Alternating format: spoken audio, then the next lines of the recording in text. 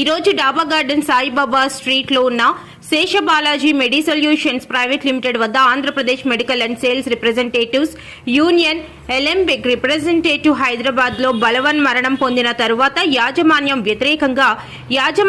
వ్యతిరేకంగా అఖిలేష్ కు సంతాపం తెలుపుతూ నిరసన పివి సుధాకర్ ఆధ్వర్యంలో తెలియజేశారు. ఈ సందర్భంగా రాష్ట్ర కార్యవర్గ సభ్యులు కెకే చౌదరి మాట్లాడుతూ ఎలంబిక్ యాజమాన్యం అఖిలేష్ అనే రిప్రజెంటేటివ్ కు విపరీతంగా ఒత్తిడి తీసుకొచ్చి సొంత డబ్బులు పెట్టి డిస్ట్రిబ్యూటర్ దగ్గర ఆర్డర్స్ తీసుకోవాలని మేనేజర్స్ రుద్రయ్య, రాజేష్, నిఖిల్ వంటి యజమానులు అఖిలేష్ ఒంటరిగా చేస్తూ నీ జీవితంలో డబ్బులు ఇచ్చే వరకు నీకు ఏ కంపెనీ కూడా రానివ్వకుండా చేస్తామని చెప్పి అతను వేరే కంపెనీకి వెళ్ళడానికి ప్రయత్నిస్తున్నా వేరే కంపెనీతో మాట్లాడి అతనికి ఉద్యోగం రాకుండా చేసి అతను మరణాన్ని కారణమైన ఈ ముగ్గురు మేనేజర్ని వెంటనే ప్రభుత్వ పరంగా చర్యలు తీసుకోవాలని సదరు యాజమాన్యం ఇంత జరిగినప్పటికీ ఆ ముగ్గురు యాజమానుల్ని కొమ్ము కాస్తూ వాళ్ళకి మరింత కోఆపరేట్ చేస్తూ ఇటువంటి కార్యకలాపాలు చేయడానికి నియమించబడినట్లుగా వారు మాట్లాడుతూ ఉండడం అత్యంత నీచమైన చర్య కాబట్టి ఎప్పటికైనా ప్రభుత్వం కళ్ళు తెరవాలని మెడికల్ రిప్రజెంటేరియట్ కు సంబంధించిన సేల్స్ ప్రమోషన్ ఎంప్లాయీస్ యాక్ట్ ని యథావిధిగా ఉంచి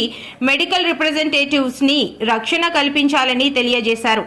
ఈ కార్యక్రమంలో రాష్ట్ర కార్యదర్శి చంద్రమౌళి మాట్లాడుతూ ఎలంబిక్ యాజమాన్యం గత 30 సంవత్సరాల నుండి అనైతిక విధానం ద్వారా వ్యాపారం చేస్తుందని, దానికి వందలాది మంది మెడికల్ రిప్రజెంటేటివ్స్ బలైపోయారని, ఇటువంటివి పునరావృతం కాకుండా యాజమాన్యాన్ని శిక్షించాలని డిమాండ్ చేశారు.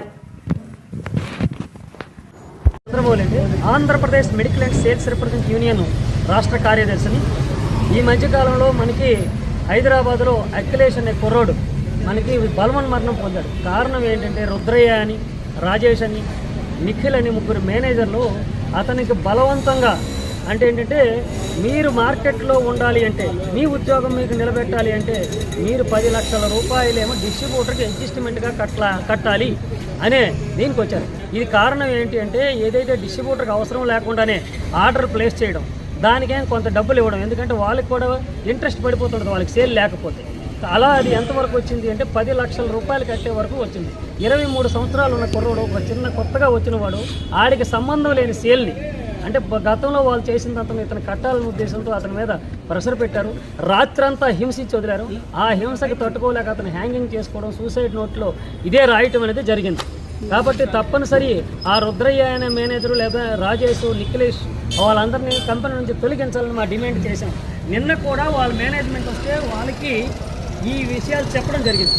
వాళ్ళు ఏమన్నారంటే ఇది ఎలాగ ఎఫ్ఐఆర్ అయింది కాబట్టి ఎఫ్ఐఆర్ వచ్చిన వరకు మేము యాక్షన్ తీసుకోమని చెప్తున్నారు. మరి అదే విషయం మరి ఈ మెడికల్ రిప్రజెంటేటివ్ ఏమైనా టార్గెట్ అవ్వలేకపోయినా లేకపోతే ఇంకేమైనా ఏ రకమైన విచారణ లేకుండా వాళ్ళని టెర్మినేట్ చేయడం కానీ సుదూర ప్రాంతాలకు ట్రాన్స్ఫర్ చేయడం కానీ జరుగుతుంది. వారు ఎటువంటి ఎంక్వైరీ లేదే.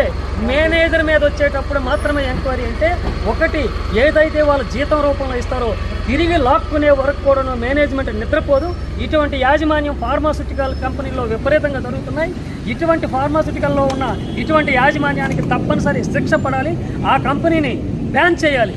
ఎందుకంటే ఇలా బలవంతం పెట్టి బలవన్మరణం పొందిన వరకు కూడా వాడి శాలరీని వెనక్కి లాక్కునే విధంగా ఉంటాం.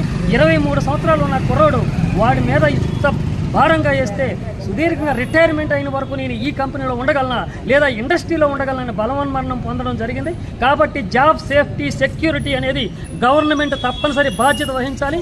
గవర్నమెంట్ అనేది ఏదైతే లేబర్ కోడ్స్ తీసుకొచ్చిందో అందులో సేల్స్ ప్రమోషన్ ఎంప్లాయీస్ యాక్ట్ కూడా అందులో లేబర్ కోడ్స్లో మెర్జ్ చేయడం వల్ల మా తాలూకా కార్మిక చట్టాలన్నీ పూర్తిగా పోతున్నాయి.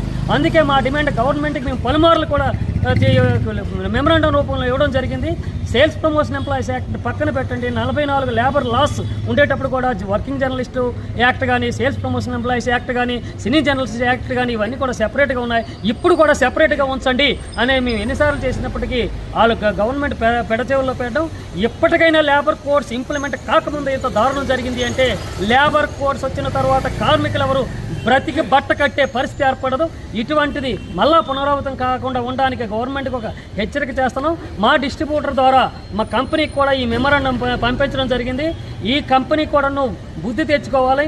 దేశం మొత్తం మీద ప్రతి జిల్లాలోనూ ఈ కార్యక్రమం జరుగుతుంది.